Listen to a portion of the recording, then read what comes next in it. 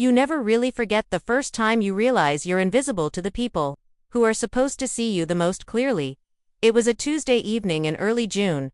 I remember because my acceptance letter had just arrived that morning, a thick, gold-embossed envelope from Emerson College, offering me a full tuition scholarship for their business and media dual degree program. I'd worked for this.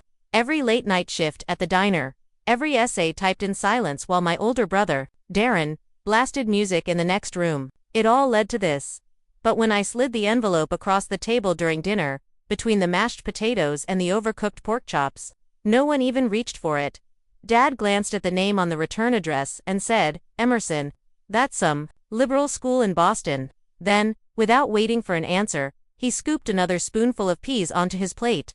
Mom muttered, "College is expensive. That's not realistic."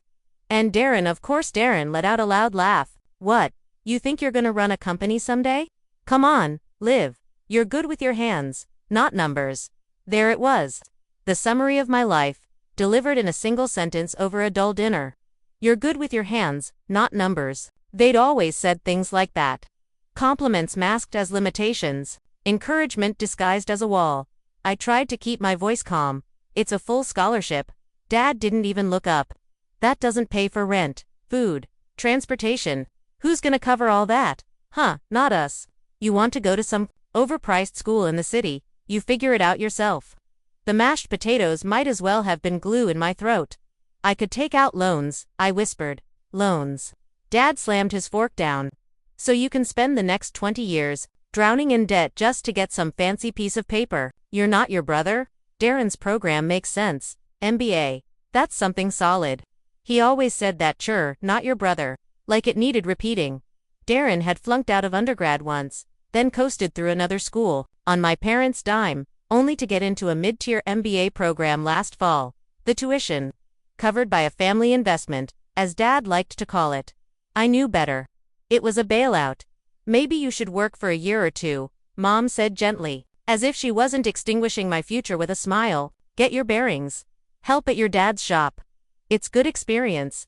Help at the shop. That was the plan. It always had been. While Darren was the strategic one, the future executive, I was the dependable one. The girl who helped Dad rotate tires and refill coolant, who knew how to weld a muffler before she knew how to parallel park. But dreams are inconvenient things. They creep up on you, take root in the dark. I wanted more. I wanted to build something of my own. I wanted to prove I could be more than the girl with oil-stained jeans and a name stitched on her chest. Fine, I said finally, folding the letter. My fingers trembled just enough for me to notice. I won't go. Darren grinned and raised his glass of Coke like he'd won a game. Dad nodded, satisfied. Good now. That's a decision made with your head, not some fairy tale in your heart. But here's the thing. They always thought I was the one with her head in the clouds. But they never realized I'd been grounded my whole life. Grounded in reality. Grounded in work. Grounded in watching other people get handed things I had to fight for. And that night, I went to bed knowing this. If they wouldn't invest in me, I would. If they wouldn't believe in my future, I'd build one so undeniable they'd have no choice but to choke on their own disbelief. You ever have that kind of fire inside you? It burns quiet at first. Not dramatic. Not like a movie. No, it's slower than that, more patient. It waits behind every silent nod, every fake smile, every maybe next year. It burns every time you see someone else get what you were never even allowed to want. I remember lying awake that night, staring at the ceiling fan, wondering if maybe they were right. Maybe I was just a girl who could fix carburetors and polish spark plugs. Maybe the scholarship was a fluke. But then I remembered the words from my English teacher. Mrs. Foster, scribbled in red ink on my college essay. You have a voice people will listen to someday. Don't let them tell you otherwise.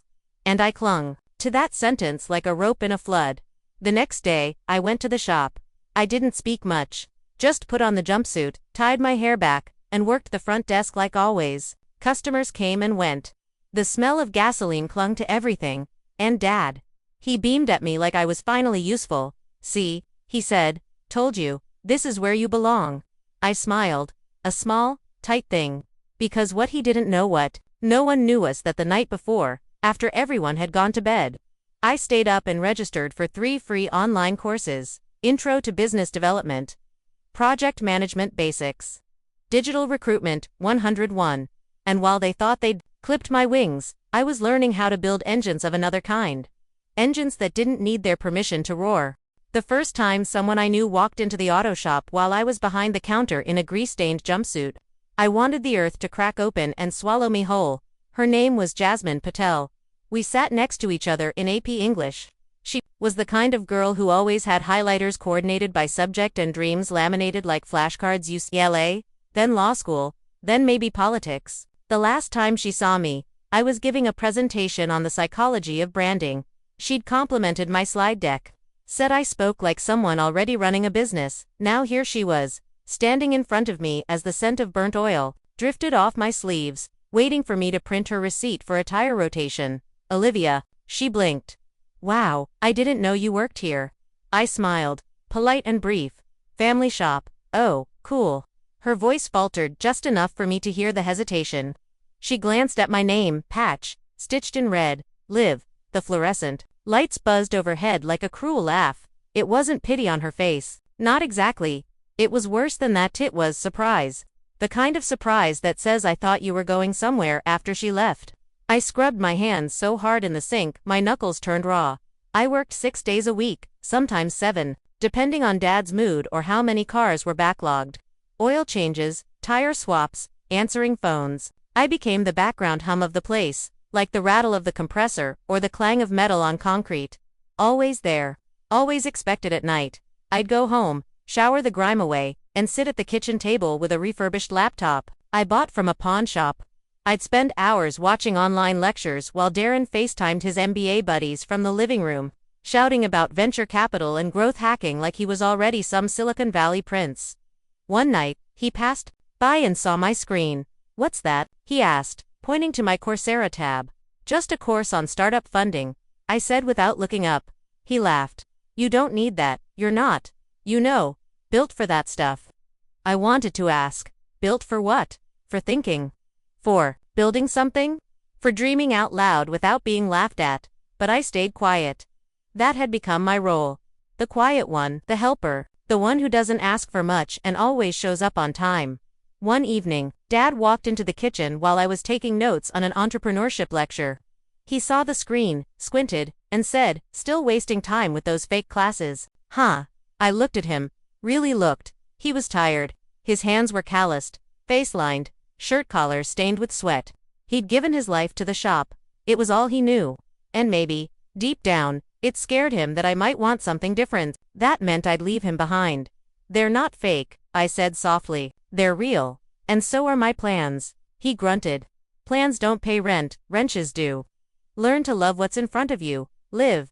That's what family does. We show up and work. But what if what's in front of you is a wall someone else built? What if love isn't enough when it comes wrapped in limitation?" Every week, more familiar faces walked through that shop door. Former classmates, old teachers. Even my guidance counselor once, who didn't recognize me until I spoke. Every one of them wore the same look, eyebrows lifted, eyes slightly narrowed, lips pressed tight in that universal expression that says, "Oh, I didn't expect to see you here." I began to wonder if that expression would haunt me for life. And yet, something else started to shift, something quiet and private. I was learning. By the time I'd finished my 10th online course, I could map out a customer funnel in my sleep. I knew how to cold pitch on LinkedIn, how to build a basic landing page, and how to analyze a hiring budget for mid-sized tech firms. The moment of transformation isn't always cinematic. Sometimes, it's a Tuesday night in sweatpants with ramen on the stove and a notebook full of strategy notes. Sometimes, it's hitting submit on a proposal email at 2 a.m., heart pounding because you finally believe it's good enough. I began writing ideas for my own business at digital recruiting firm for remote tech startups. I had no connections, no capital, no degree, but I had time. I had grit. I had an inbox. And more than anything, I had silence, the kind that surrounds you when no one is watching. That silence became my studio. My fortress, my rebellion. They had taken college from me, but they couldn't take my hunger. One day, while balancing invoices at the shop, I got a reply to one of my cold emails. A tiny SaaS company in San Jose needed help sourcing UX designers. They were willing to give me a shot contract basis? Project only. I didn't even tell my family. Instead, I built a spreadsheet, crafted a sourcing plan, and placed my first candidate within 10 days. The founder wired $1,000 to my account with a note. "Great job live. You've got a mind for this." I sat in the back room of the shop that evening, staring at that message. No one in my family had ever said that to me, not once. The ink from my pen bled through the paper as I wrote my next set of client pitches. My hands, once blackened with grease and grime, were now typing plans to build something all my own. And this time, I wouldn't be asking anyone for permission. There's a kind of quiet that doesn't comfort you. It presses in, it whispers, no one is coming to save you. That was the sound of my nights. After the shop closed, after dinner was eaten and plates were clattered into the sink, after Dad sank into his recliner and Darren dominated the living room with TV shows and phone calls, I retreated into my corner of the world, my room, lit by a single desk lamp with a flickering bulb. No one asked what I was doing in there. No one cared. The house creaked with its usual weight, the breath of exhaustion, the undertone of disappointment, the sigh of unspoken things. And in that space, I built a secret life. Every night from 10 p.m. to 2 a.m., I studied. Not for grades, not for praise, just for freedom. I mapped out organizational charts. I watched YouTube lectures from Stanford and MIT. I followed entrepreneurs on Twitter and reverse engineered how they built teams. I devoured case studies like they were survival manuals, because they were. That's the part no one tells you. Sometimes, knowledge is the only exit, but it came at a cost. Sleep was a luxury I couldn't afford. I started bringing black coffee to the shop in a thermos the size of my forearm. My hands shook some mornings, and the guys who worked in the garage started calling me Zombie Live. They joked, "What, you got a secret nightlife? Some guy keeping you up?" I smiled. Let them think that. The truth was, I was in love, but not with a man. I was in love with the possibility of more. I started keeping a notebook filled with sketches, logos, business models, lists of pain points, and value props. I'd scribble in it between oil changes, hide it in my locker. It wasn't just a notebook. It was my rebellion. One morning, Mom walked past my room and paused in the doorway. I didn't notice at first. My eyes were locked onto a spreadsheet. She said quietly, "Liv, what are you doing up so late these days?" I turned around. She looked tired, soft around the edges, like she'd been slowly erased by years of keeping things quiet. "Just learning," I said. "Trying to understand how businesses work." She gave me a strange look. One part worry, one part dismissal. "Honey, don't drive yourself crazy over things that won't change anything. You know how this family works. We all pitch in. It's just how life is." That line, "it's just how life is," I'd heard it too many times. It's the lullaby sung by people who gave up before they ever had a chance. I wanted to ask her, "Did you ever want something else?" But I didn't, because I already knew the answer. I didn't blame her, not really. She was born into the same system I was. But I had one thing she didn't: the internet. That, and a fury I couldn't name. One night, I watched a live stream Q&A hosted by a woman named Sloane Michaels, a fierce, sharp-eyed tech founder who used to work construction before launching a multi-million-dollar recruiting firm. Someone in the chat asked, "What if no one believes in you?" Sloane answered without missing a beat, "You don't need belief. You need proof. Belief is borrowed. Proof is earned." I paused the video, rewound it, played it again. Belief is borrowed. Proof is earned. I wrote that quote on a post-it and stuck it above my mirror. Every morning before the shop, I'd see it staring back at me while I tied my boots. You think I didn't want someone to believe in me? Of course I did. But when no one shows up with a hand to hold, you learn to build your own foundation. And then one day, out of the blue, I got a message. I had posted on a small startup forum about a workflow I'd developed for screening technical hires using only free tools. I wasn't expecting anything. It was just another post into the void. But then, a guy named Elias replied. He said, "Your approach is smarter than half the agencies I've worked with. Ever thought of turning this into a business?" I stared at the screen, rereading the message a dozen times. Elias turned out to be a hiring lead at a startup in Austin. He offered to hop on a call, just to chat. We spoke for an hour, me in my room with the peeling wallpaper, him probably in some modern loft with a standing desk. But he didn't treat me like a girl working in an auto shop. He treated me like a peer. At the end of the call, he said, "You've got something here. You ever need advice? Reach out. I'll send you a few docs I used when I started my own firm."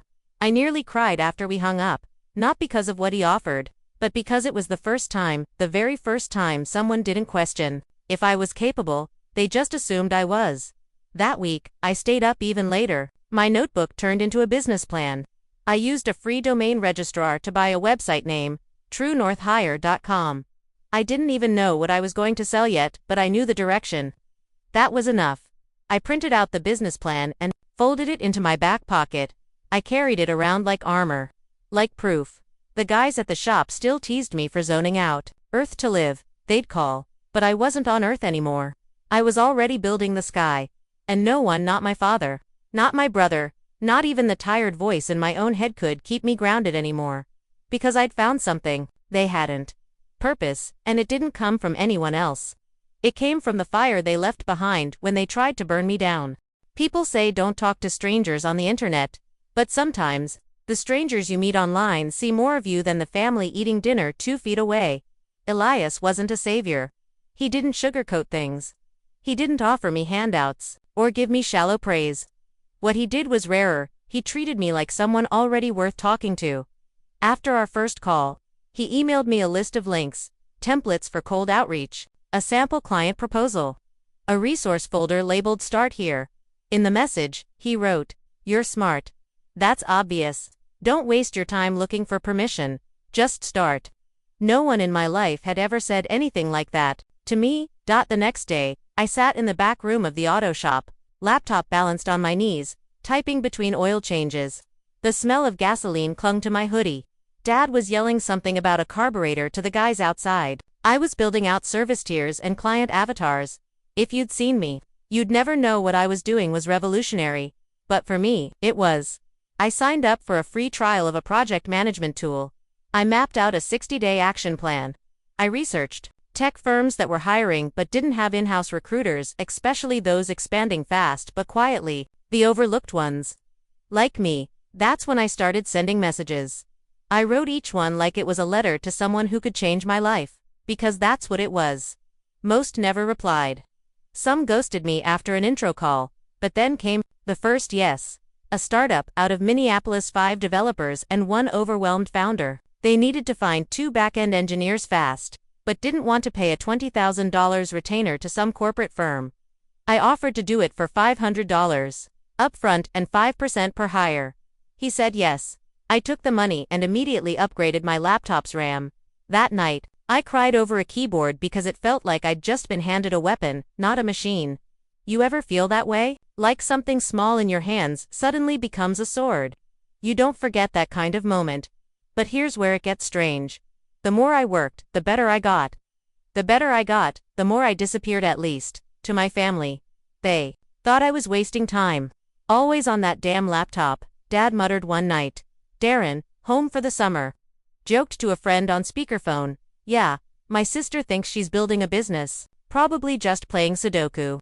I was in the next room, staring at a pipeline that could bring me my second client. I didn't say anything. I just hit send.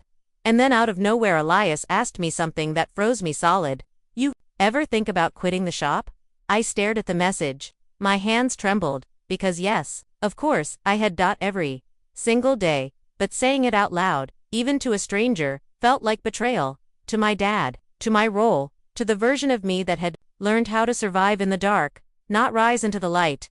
I didn't answer for hours. I cleaned tools, answered phones, took a call from an angry customer complaining about a squeaky brake job. Then, on my break, I typed back. I've thought about it. I'm scared. He wrote, good. If it doesn't scare you, it's not big enough. 3 weeks later, I gave my notice. I told Dad I needed to figure out what I wanted. He didn't take it well. What do you mean figure out? You've got work here. That's what matters. I'm grateful, I said. And I was.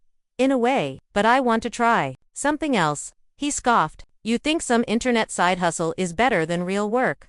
I could have argued, could have explained what I was doing, how close I was to signing another client, how I'd already made more in 3 weeks than I did in a month at the shop, but I didn't because I knew the truth. No amount of facts would change. How he saw me, he didn't see me. He saw the space I was supposed to fill, the empty chair behind the counter. The reliable daughter, the one who didn't dream too loud. That night, I packed a bag, found a cheap room to sublet near the train station, and left no tearful goodbye. No promises, just a text from Mom the next morning: "We'll keep your room the same, in case this thing doesn't work out." I stared at that message for a long time. It wasn't cruel. It wasn't even cold. It was worse than that. It was resigned. Like they'd already decided how my story ended. But I hadn't. In fact, I was just getting to the part where I finally got to write it myself. My new room had no Wi-Fi. I had to walk 2 blocks to the library or camp out at a 24-hour diner with bottomless coffee and outlets near the floor. I used earbuds to drown out the noise and worked like my life depended on it because, in a way, it did. I signed 2 more clients by the end of that month. One night, Elias sent a final message that I printed and taped above my borrowed desk. "You're not behind. You're just in stealth mode." I stared at those words. Because suddenly, that's what it all felt like. Not failure, not obscurity, not struggle, but stealth. I wasn't invisible. I was just getting ready to rise in silence. And when I did, I swore I'd rise so loudly that even the ones who never saw me coming would have no choice but to look. There are moments in your life when you step over a line, and everything changes even if no one else notices. Mine was an ordinary Tuesday. The sky over the train tracks outside my window was pale and flat, and I was sitting on a second-hand chair with a wobbly leg, staring at a blank Google Doc titled, "True North Hire, LLC Launch Plan." I had no money left in my checking account after paying rent and putting down a deposit on a cheap business website template. The only thing I had in abundance was conviction. And even that wavered in the early mornings when the silence pressed too heavy. But that day, something clicked. I wasn't dreaming anymore. I was doing. I registered the company with the state. I opened a business checking account with $112 in it. I made the site live bare bones, just a homepage, a form, and a mission statement. We help scrappy tech teams find world-class talent, fast. I didn't tell anyone, not even Elias. I needed this to be mine, built in the dark like everything else. The first week, I got nothing. No inquiries, no messages, just the echo of my own doubt. The second week, I posted a client's success story on LinkedIn about the Minneapolis startup, the one I had placed 2 engineers for. I had 47 followers. I figured no one would see it. But the algorithm, by some miracle, favored me. That post, it blew up. Not viral, but enough. 3 inquiries came in. 2 of them fizzled. 1 stuck. A CTO from an AI company in Denver reached out. They needed to fill 3 remote roles. The kicker: they'd already burned through a recruiter who ghosted them halfway through. I promised I'd be better. I stayed up all night researching their company, their stack, their vibe. I built a custom pitch deck, formatted in Canva on a laptop so slow I had to save every few minutes or risk losing it all. They signed the contract 2 days later. Retainer fee, $2,000. Per hire, $1,200. I stared at the wire transfer confirmation and cried so hard I had to bite my own knuckle to keep from waking the girl in the room next door. That night, I walked 3 blocks to the gas station and bought the fanciest instant noodles they had. Black garlic tonkatsu, a feast. You learn quickly, when you've had nothing, how to celebrate everything. I poured the broth like it was champagne. I remember looking out the window at the neon buzz of the diner sign across the street and thinking, they don't know yet, but they will. My family still had no idea. To them, I was still figuring things out. To them, my leaving the shop was a phase, a tantrum. But what they didn't know was that I'd already replaced my mechanic's gloves with a different kind of tool, a dashboard full of resumes, a spreadsheet of placements, a system that didn't require their approval to run. Every day, I refined the business. I learned to automate outreach using free tools. I built scripts for screening. I hacked together a workflow that could make me look 5 times bigger than I was. Clients assumed I had a team. I didn't correct them. In some ways, I was a team: operations, outreach, fulfillment, marketing, admin, all of it. All me. I started dressing differently too, not for clients, but for myself. I bought one good blazer from a thrift store and wore it over my jeans while doing Zoom calls.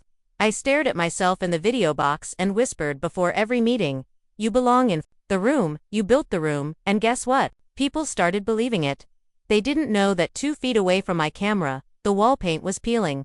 That I still had to share a bathroom with 3 other tenants. That I typed all my contracts on a laptop that wheezed like a dying dog every time I opened more than 3 tabs. No one asked. No one cared. Because competence has a way of silencing questions. That month, I made $6 for 100. It was more than I'd made in 3 months at the shop. More than I thought was possible without a degree, without an office, without them. And then something surreal happened. A former client, someone I'd cold messaged back when I was still running things out of my email drafts, reached out again. "I just got a new position. I want to bring you in as our recruiting partner." Me. A partner. The word clanged through my ribs like a bell. Not intern, not helper, not good girl. Partner. And suddenly, I saw the whole shape of the thing I was building. Not just a business, but a life. One that didn't orbit around my father's expectations. One that didn't shrink under my brother's shadow. One that had my name on it, not stitched into a jumpsuit, but inked onto contracts, spoken aloud in boardrooms, whispered in hiring meetings. Liv Harper, founder, CEO. I printed out my first client invoice and taped it to the wall above my desk like a war medal. That night, I opened my notebook, the one filled with old sketches and startup ideas, and turned to a fresh page. At the top, I wrote, Phase 2, build the team. Because for the first time, I could see it clearly. This wasn't a side hustle. This wasn't a pipe dream. It was a company. It was mine. And it was only the beginning. It's funny how silence can sound like triumph if you know how to listen. To my family, my absence from the auto shop meant only one thing: I'd failed. They never asked where I'd gone.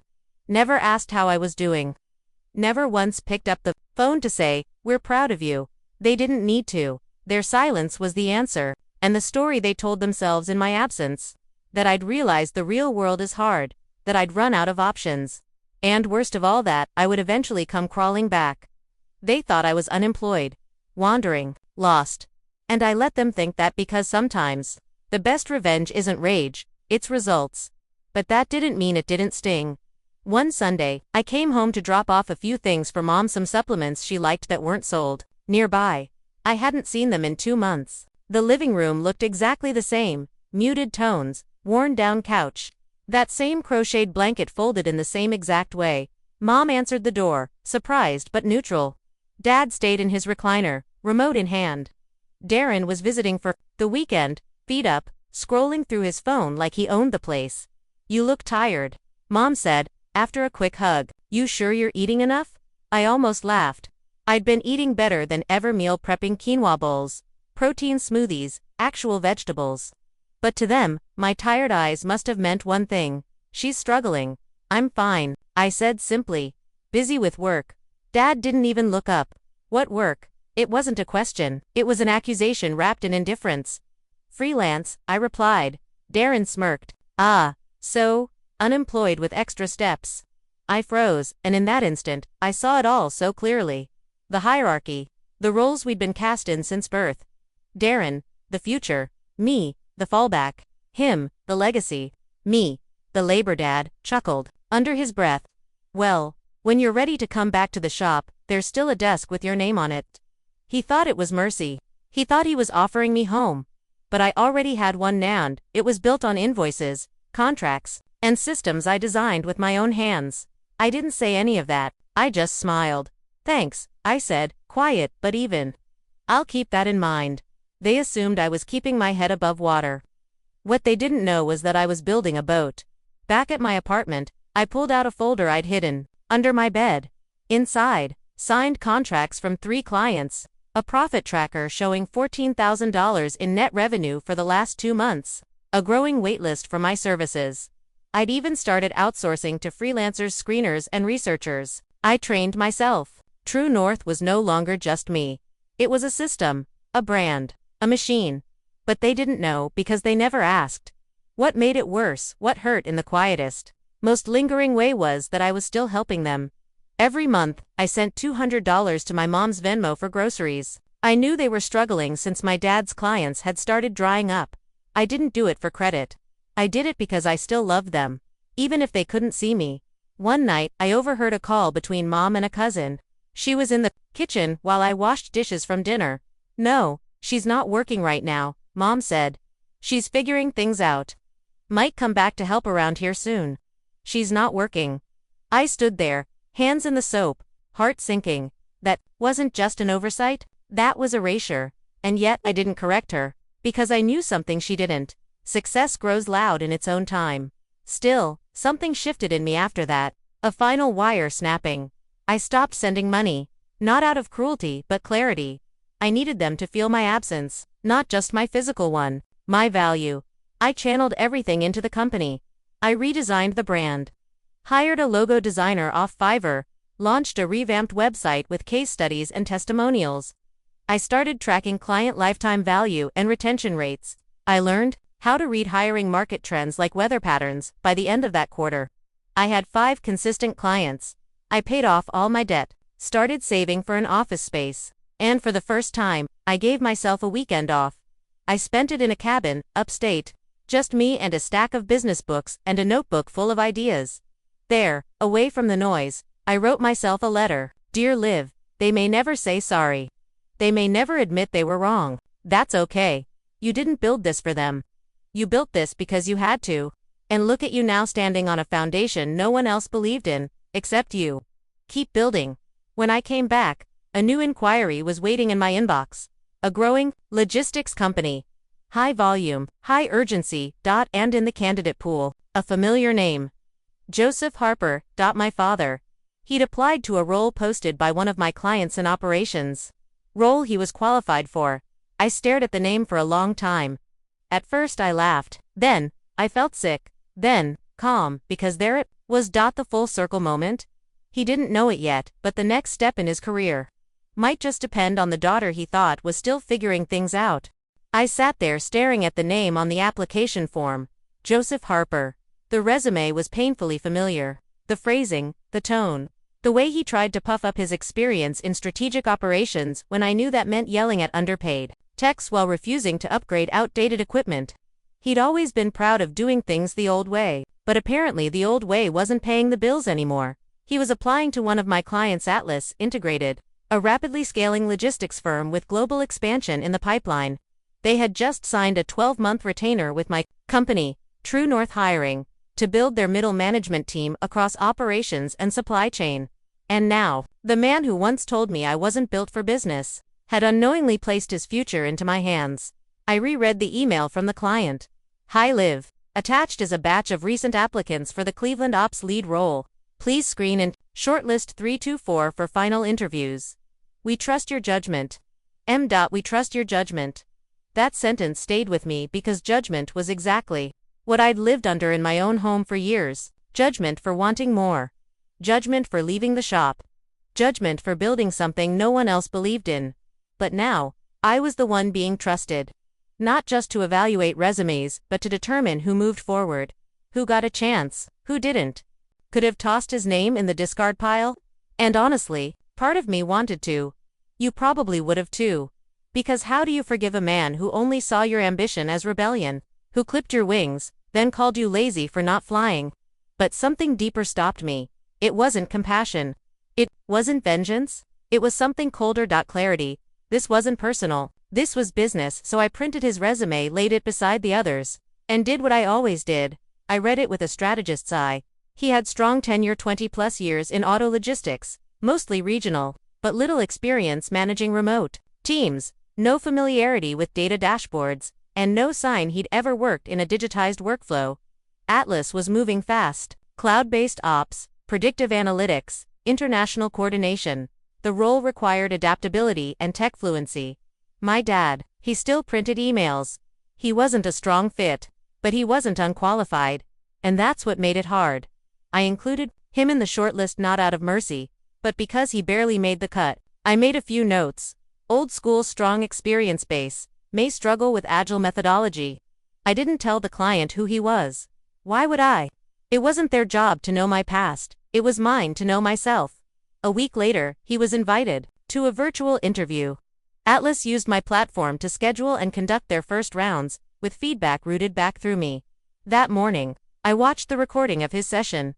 He wore his old navy blazer, hair slicked back. He used phrases like boots on the ground and I don't need a dashboard to tell me what's broken. I cringed, not because it was embarrassing but because it was so him. The man who raised me on discipline and pride. The man who couldn't say I'm sorry but called it tough love. The man who never noticed when I went hungry to save money, but told everyone I was just dramatic. When the interviewer asked about his experience with remote teams, he flinched. When asked about implementing workflow automation, he redirected. When asked about feedback culture, he scoffed. The final note from the hiring manager: seems rigid. Not the right culture fit. Thanks, live next batch. I sat with that for a long time. I hadn't sabotaged him. I hadn't pushed him forward. I'd simply done my job. But still, the knowledge sat inside me like a small hard stone. My father had no idea his daughter screened him out of a job. I wondered what he would have said if he knew. Would he finally respect me? Would he explode? Or would he do what he always did, pretend none of it mattered? I didn't tell him. Instead, I told the truth to myself. That was the moment I realized the power I had built wasn't just professional. It was psychological. I no longer needed to prove myself to them. I already was what they said I'd never be. Independent, respected, in control. But the universe wasn't quite done with its sense of irony. 2 weeks later, another resume landed in my inbox. Darren Harper. My brother. Apparently Darren had been laid off from his fintech job. Turns out, networking alone doesn't cover a pattern of poor performance. He had applied for a junior-level sales strategy role at a different client, Skyform Retail Solutions, a company we staffed for on a project basis. The resume was flashy. Lots of buzzwords. Not much substance. I ran it through the same process. Low scores on our assessment tools. Poor reference from a previous manager. And yet, I hesitated. 2 family members, 2 blind applications to the company I built. Was it karma, or was it just statistics? Either way, I knew this was the next moment. Not a test, a choice. I picked up my phone, texted Mom. Hey, just wanted to say hi. Hope you're well. I've been thinking about you. She replied, oh honey, so good to hear from you. Dad's been having a rough week. Darren too. We've all been worried about you. Worried, that word again. Like I was the one still drowning. I didn't reply. Instead, I opened my calendar and scheduled a meeting with myself. Subject, decision review agenda. When to stop proving. When to start living. I had crossed a threshold. One they didn't even know existed. And I wasn't going back. I arrived at the office earlier than usual that morning. There was something electric in the air. Something that felt like fate was humming beneath the floorboards. Atlas Integrated had finalized their shortlist for second-round interviews. I was invited to observe. Not as a recruiter this time, but as a partner. We'd proven ourselves enough over the past months that they brought me in to weigh in on strategic hiring decisions. Especially for leadership roles, and my father Joseph Harper was one of the candidates. He didn't know that I'd be in the room. He didn't know the woman sitting across from him would be the same daughter he once mocked for dreaming too big. The conference room was bright and open. All glass walls and brushed steel, clean, precise, futuristic. I wore a deep navy suit, my hair pinned back, my posture steady. I looked like everything he told me I couldn't be. He entered 5 minutes early, same outdated briefcase, same stiff smile. His eyes scanned the room and then they landed on me. His expression barely changed, just a twitch of the jaw, a tightening at the edge of his mouth, but I knew that look. Shock, veiled with pride. Confusion, masked as indifference. Discomfort, wrapped in false composure. He didn't say my name. Not even a nod, just sat down like we were strangers. The lead interviewer, Marcus from Atlas, began. Thanks for joining us, Mr. Harper. This is Olivia North, founder of True North Hiring. She'll be joining us today as a strategic partner on talent evaluation. I didn't flinch at the sound of my company's name. But my father did. His knuckles whitened as he gripped his pen. Still, he managed to nod. Pleasure to meet you, Ms. North. Ms. North. The man who once said I was just playing pretend with a website and a laptop now had to pretend he didn't know me. While calling me Ms., part of me wanted to smile. But I didn't. I was here to work. The questions began. Behavioral, technical, cultural fit. He did better this time. More polished. Less dismissive. Probably coached by someone who prepped him for what Atlas was really looking for. He spoke about leadership in vague terms, about legacy, about knowing when to listen. But I could still hear it, the subtle disdain for change. The weariness, with adaptation. The way he danced around accountability, and focused instead on how things used to work. Then it was my turn to ask. I looked up, steady and sharp. Mr. Harper, I began. Can you tell me about a time when you were challenged by a younger colleague, and how you handled that situation? He paused, that long heavy silence where truth struggles to form. I believe in respecting all voices, he said finally, even if they're less experienced. Sometimes the best ideas come from unexpected places. The irony almost made me laugh. Because years ago, when I had those unexpected ideas, he shut them down with a grunt and a smirk, dismissed them as kid logic. Told me to leave the real world to the adults. I watched him fumble through the rest of the interview, trying to impress Marcus with anecdotes that sounded rehearsed. When it ended, we stood to leave. He lingered near the door, and finally, under his breath, said, "Didn't expect to see you here," I replied, without blinking. Most people don't expect to see who they've underestimated. His eyes darted to Marcus, who was already pulling up the next resume on his tablet. My father gave a tight nod and left. No apology, no recognition. But he knew. He knew now. I walked back to my office. Shoulders relaxed, heart strangely calm. This wasn't revenge. This was closure, and not the kind you get from someone else. Finally saying I'm sorry. It was the kind you earn by stepping into the version of yourself they tried to prevent. The next day, I met with the Atlas team. They'd narrowed their final choice to 2 candidates. My father was not one of them. I delivered the news via email. No explanation. No flourish. Just facts. Later that week, I got a text from my mother. He didn't get the job. He won't say it, but he's been quiet.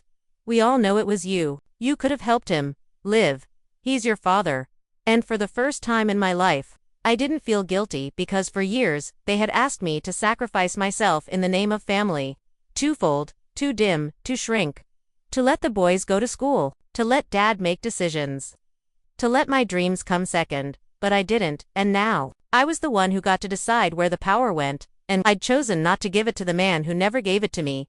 A week later, I was invited to speak on a panel about women-led entrepreneurship. After the session, a young girl me, she said. My dad wants me to take over his garage, but I want to build my own design studio. Everyone says I'm being selfish. I looked her in the eye. You're not selfish, I said. You're sovereign, because there's a difference. One is taking what doesn't belong to you.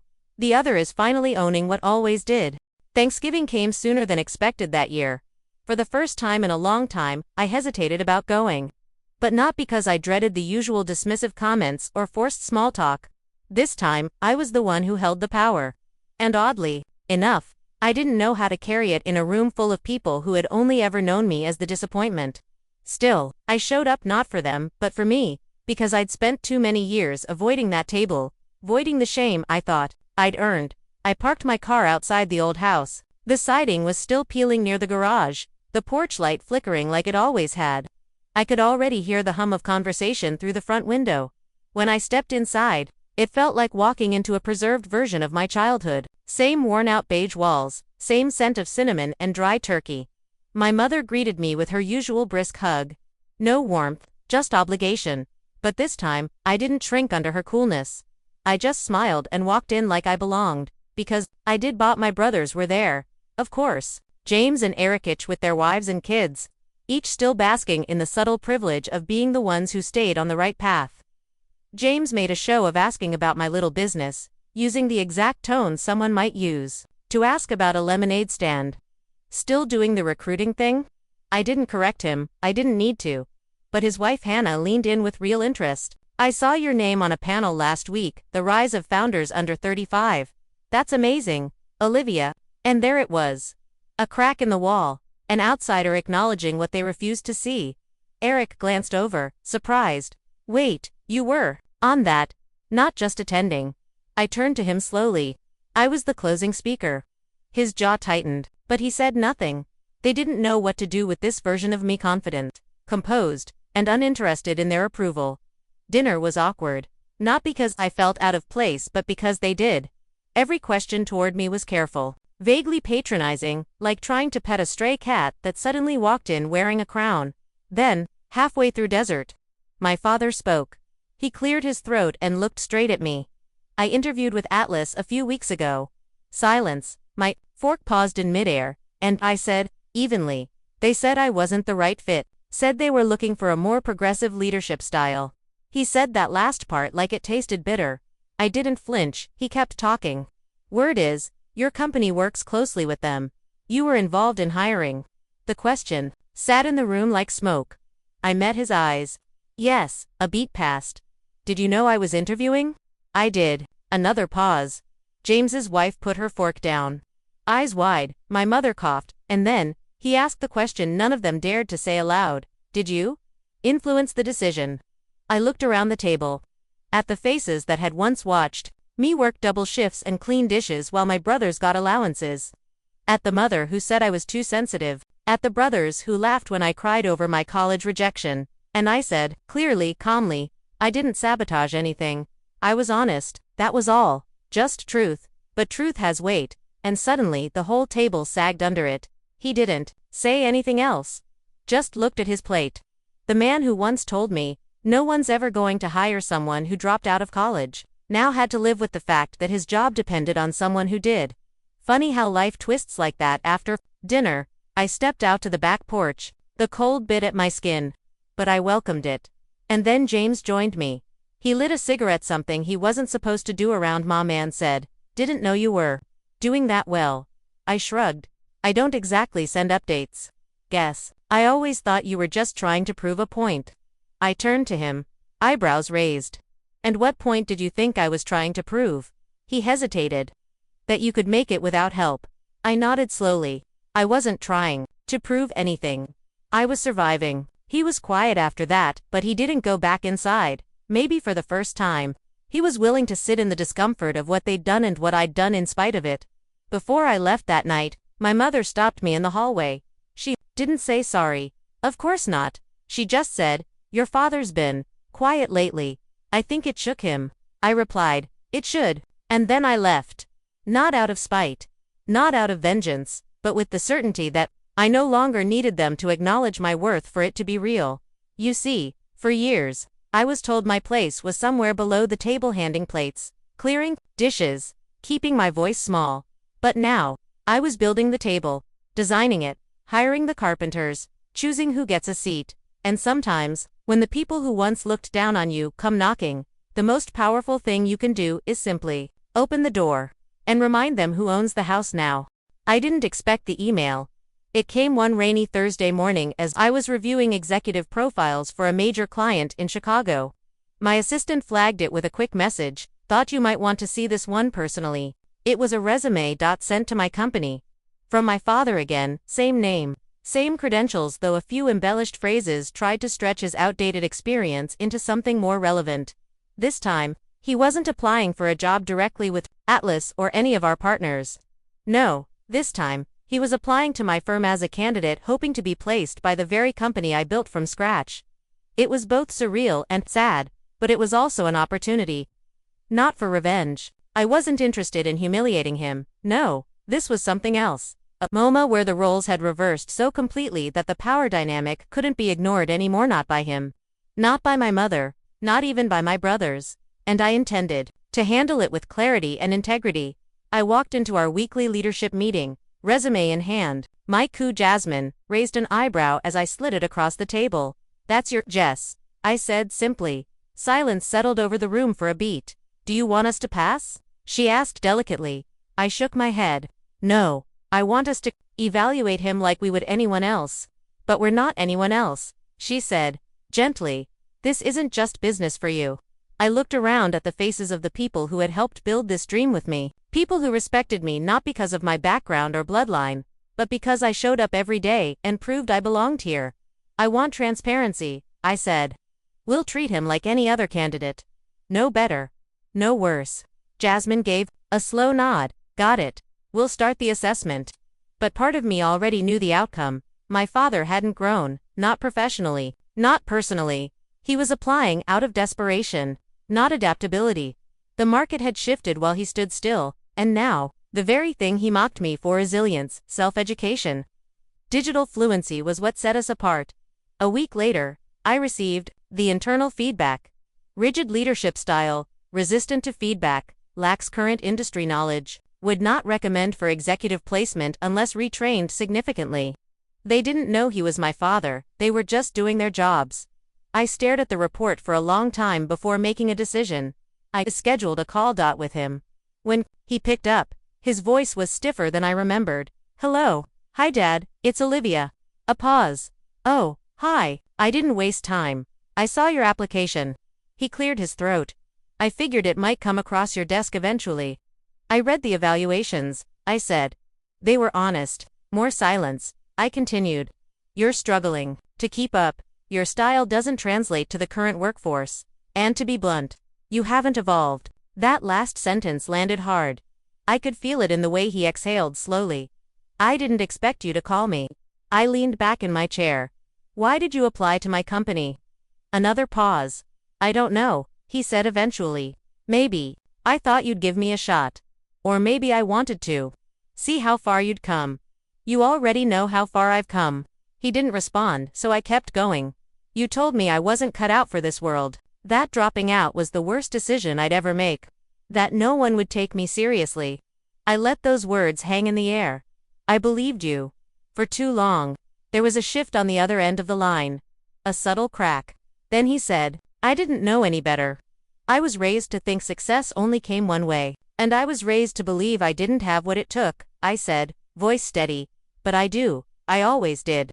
He was quiet again. Then, almost timidly, he asked, Are you rejecting me? I took a breath. We're not placing you, Dad. Not because I'm angry. But because objectively, you're not the right fit. You need to unlearn some things. Grow in others. You're capable but not ready. It was the most honest conversation we'd ever had. He didn't yell, he didn't argue. He just whispered, okay. Then, before we hung up, he said something I never expected to hear. I'm proud of you. It was soft, hesitant, like he was trying on the words for the first time. And though it didn't erase the years of silence, of watching my dreams crumble while no one reached out a hand, it mattered. Not because I needed it anymore, but because he needed to say it. After we hung up, I sat alone in my office, staring at the skyline outside my window. The city glittered with possibility, just like it always had. Only now, I was part of its story. And somewhere in that light, I found peace. Not closure. Closure assumes everything's resolved, but peace. Peace is knowing you didn't have to become like the people who doubted you. To rise above them, you just had to keep going. Even when no one clapped. Even when no one believed. Especially then. The irony of becoming the gatekeeper to the man who once slammed every door in your face never quite wears off. But I didn't dwell in triumph. What struck me most in the days that followed that call wasn't satisfaction. It was the stillness. A strange quiet in my chest where rage used to sit. A loosening of something that had gripped me for years. That call had cracked something open, and I wasn't prepared for what poured out grief. Not the dramatic, cinematic kind. No, this was quieter, heavier, the kind that slips into your mornings when you pour coffee alone, and lingers in boardrooms when you speak with the calm voice you taught yourself to survive with. I wasn't grieving the man my father was, I was grieving the girl he never protected, the one who wanted to go to college, the one who cried alone in a rental apartment, working 2 jobs and still failing to make rent, the one who begged, just once, to be believed in and was met with silence. That girl never got a funeral, no send-off. She just grew teeth, learned to fight, learned not to ask. And now that the world saw me as powerful, competent, even visionary, she was the one I found myself wanting to mourn, because she built everything and no one ever thanked her. So I did. I booked a weekend off and drove 3 hours north to a cabin by the lake. No email, no staff, just me, the water, and the ghosts of versions I had outgrown. I wrote her a letter, and if you've never written a letter to your younger self, I dare you to try. You'll cry more than you expect. You'll apologize for things that weren't your fault. You'll forgive people who never said sorry, and maybe, just maybe, you'll forgive yourself for surviving the only way you knew how. When I returned to the city, something had shifted. I wasn't chasing approval anymore. Not even from myself. The next few months were relentless in the best way. Atlas expanded into 2 new cities. We landed a tech giant as a client. And for the first time, I was invited to speak at a university business panel, the very kind of stage one once believed was reserved for the golden children, the ones whose parents pushed them toward the spotlight. Now I was the one holding the mic. During a Q&A session, a student asked, "What was the moment you knew you'd made it?"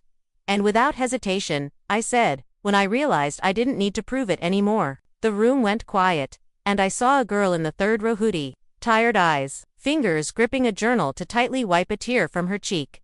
I saw myself in her. And I hoped she saw a future in me, because that's what it's about, isn't it? Not revenge, not being right, but becoming the person you needed back then and offering them freely to the next in line. That night, back in my office, I got a call. It was my mother. Her voice was strained but controlled. Your father. He told me what happened. I waited. He said you were fair. That you could have embarrassed him, but you didn't. Still, I waited. Then she said it. I didn't know you'd built something so, real. There it was. The admission she never gave when I moved out. When I launched the business. When I was on the cover of Women in Business last year and she told relatives I was working in tech stuff. Why didn't you ever ask? I replied, not with bitterness, but exhaustion. You didn't seem like you wanted us involved. She said too quickly, you were so distant. I could have laughed. Instead, I said gently, I was distant because when I was close, I was dismissed.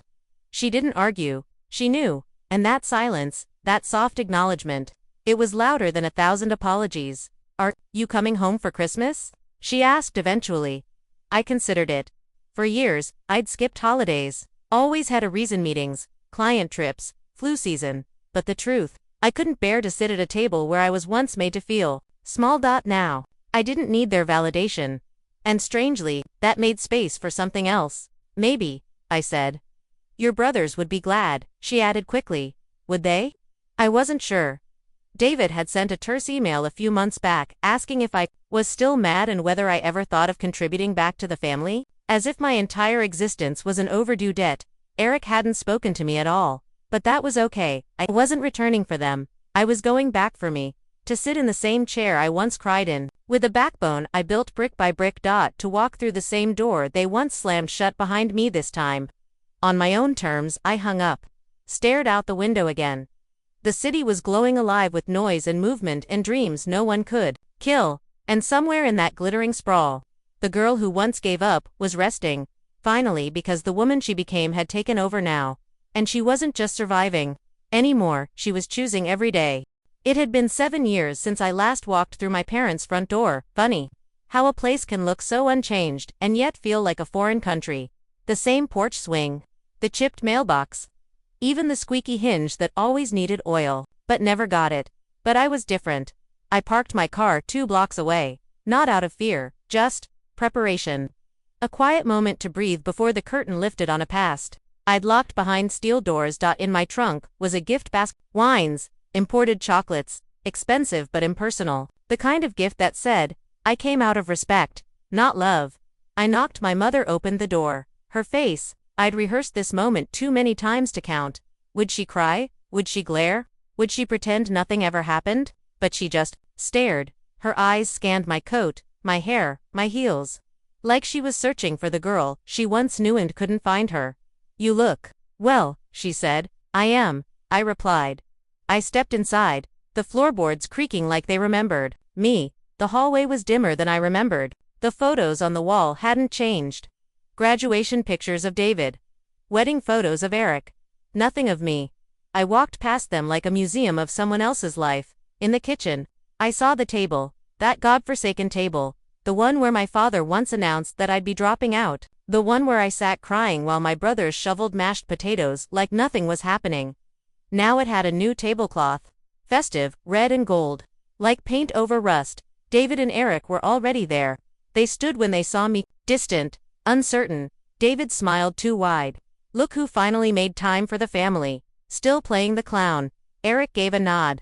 Long time. I set the gift basket on the counter without a word. We sat. Dinner was strange. They asked about the company, using the term like it was something foreign. My father, surprisingly, stayed quiet.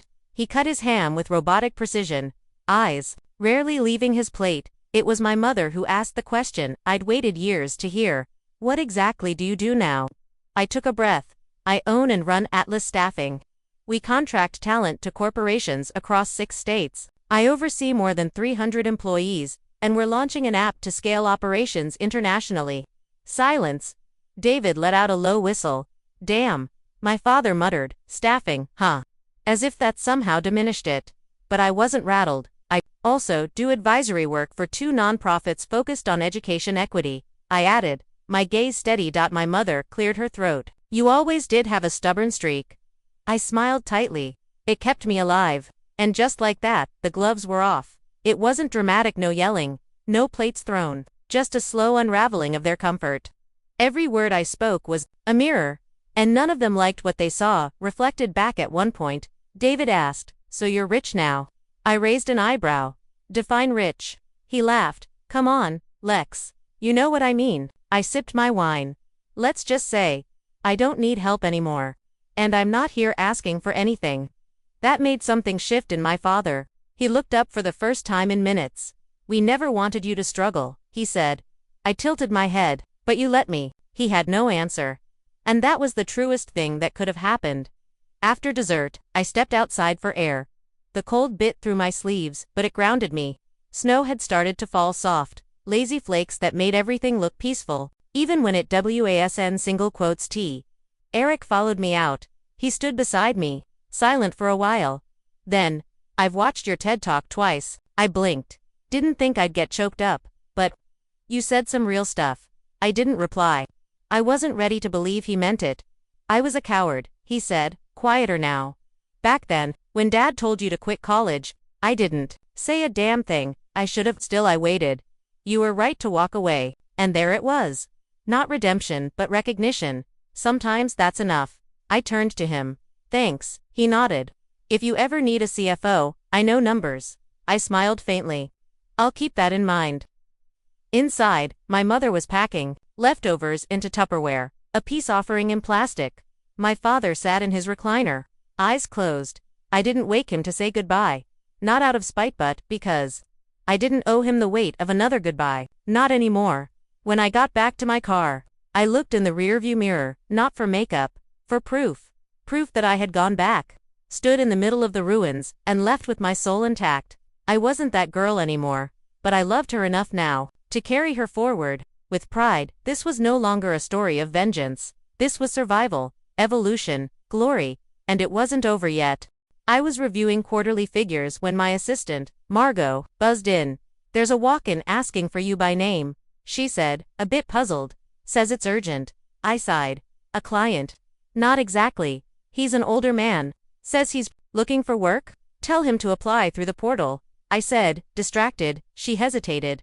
Then, his name is Raymond. My hand froze on the mouse. No way. I stood slowly, my throat tightening. I hadn't heard that name spoken with any weight in years, at least not in relation to me, to my company. Send him in, I said. Quietly the door opened, and in walked the ghost of every wound I thought I'd buried. My father looked smaller than I remembered.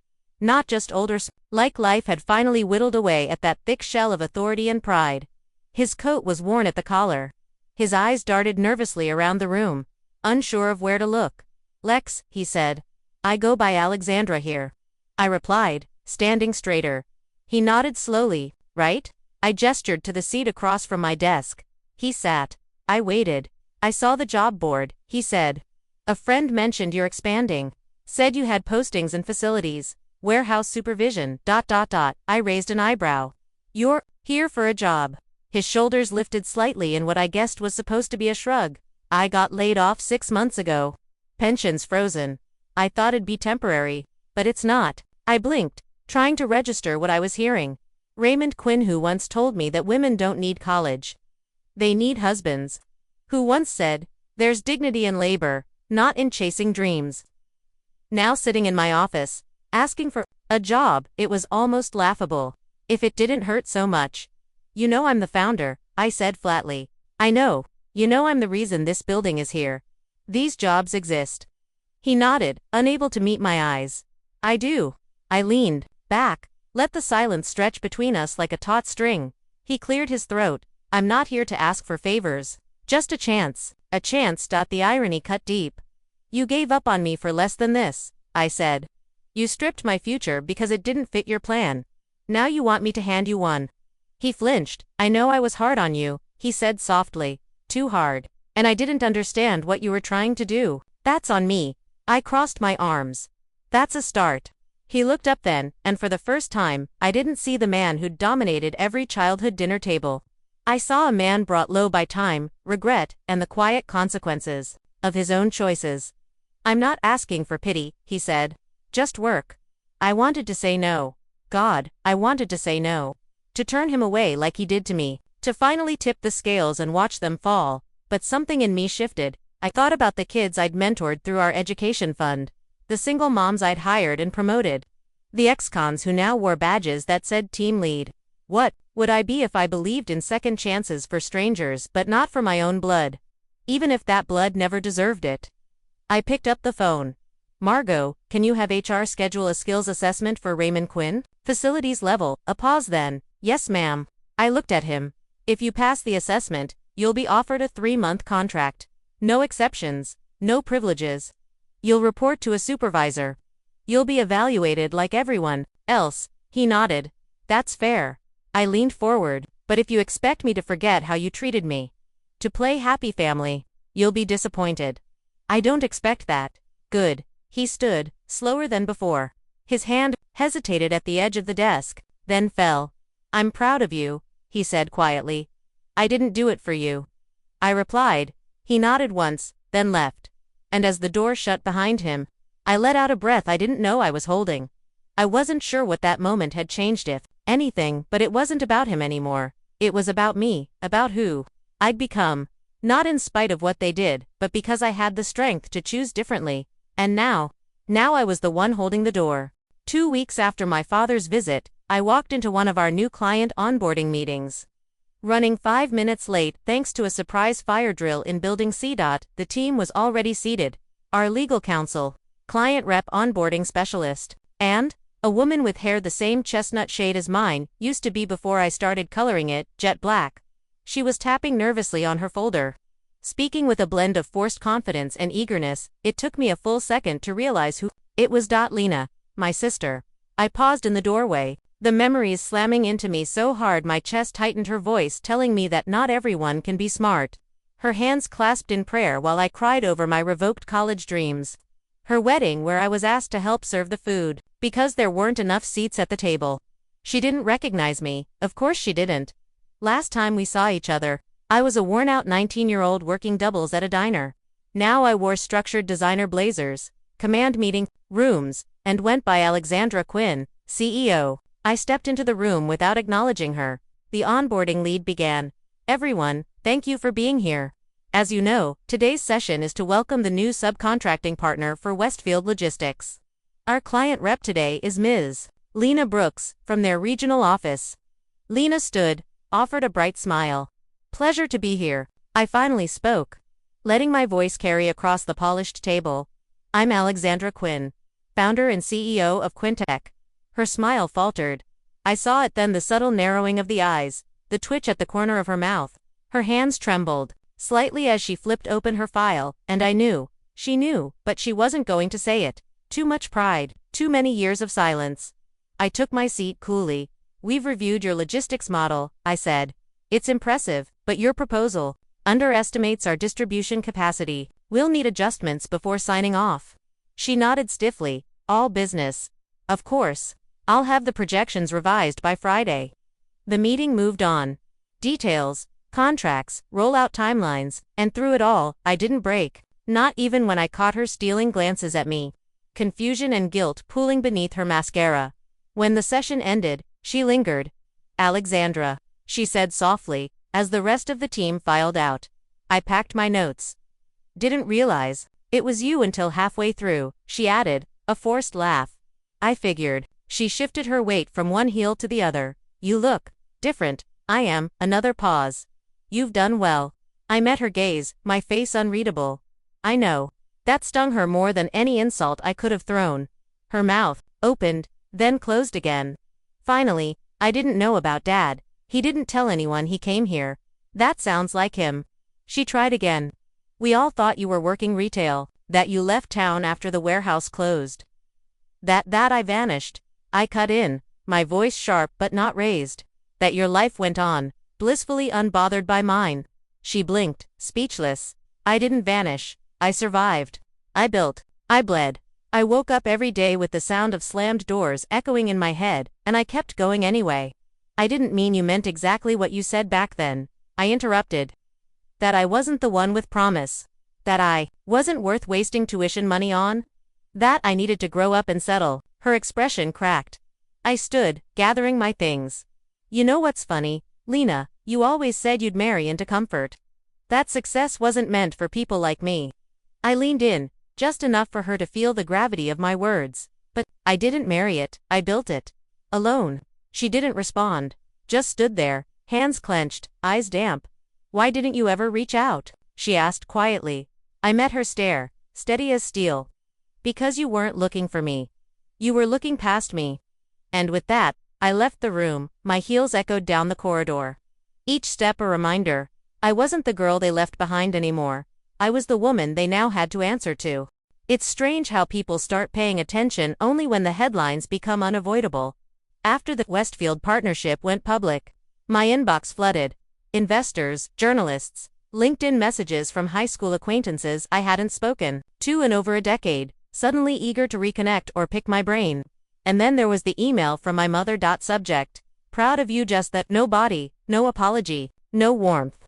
Just for cold, sterile words trying to erase 20 years of silence, dismissal, and disapproval. I stared at it for an hour. Then I archived it without replying. It wasn't anger. Not anymore. I'd bled that emotion dry long ago. What remained was clarity and, strangely, peace. People always talk about forgiveness like it's a holy act of compassion. But here's what they don't tell you. You can forgive someone and never let them back in. You can release yourself from the weight of their betrayal without offering them the keys to your door. Forgiveness is not reconciliation, it's freedom. And I had earned mine. Dad showed up again, this time invited. We were hosting a charity gala for underserved students, kids who reminded me too much of who I used to be. Scraping by, dreaming in secret, living in households where words like college and startup were met with laughter or worse. Silence. He arrived in the second hour, dressed better than the last time, walking slower. Like time had softened some of the edges. I watched him from across the room as he hesitated near the donation table, then finally approached me as I stepped off stage. You're doing good work, he said, his voice low. I nodded. Thank you. Another pause. Then, your mother wanted to come. I told her not to. Figured you didn't need both of us tonight. I looked him in the eye. I don't need either of you. But I'm not angry anymore. He blinked, surprised. I'm not here to punish anyone. I continued. I'm here to build something that lasts. That lifts others up. That makes sure no one else feels the way I felt, alone and expendable. He nodded slowly, shame flickering behind his eyes. I was wrong, he said, finally. I didn't answer, just gave a faint smile and walked away to greet the next donor. That night, I stood on the balcony outside my office, looking down at the city that had tried to swallow me whole. It didn't feel like victory. It felt like reclamation. I had taken back my name, my voice, my worth, not because someone handed it to me. Not because someone finally saw me, but because I fought for it, inch by inch, breath by breath. People like my sister will never understand that kind of battle. Not really. They didn't have to wake up wondering if they mattered. They didn't have to learn how to survive on silence and grit. But I did. And I turned that survival into power. A week later, a letter arrived at my apartment. Not an email. A real letter. Handwritten.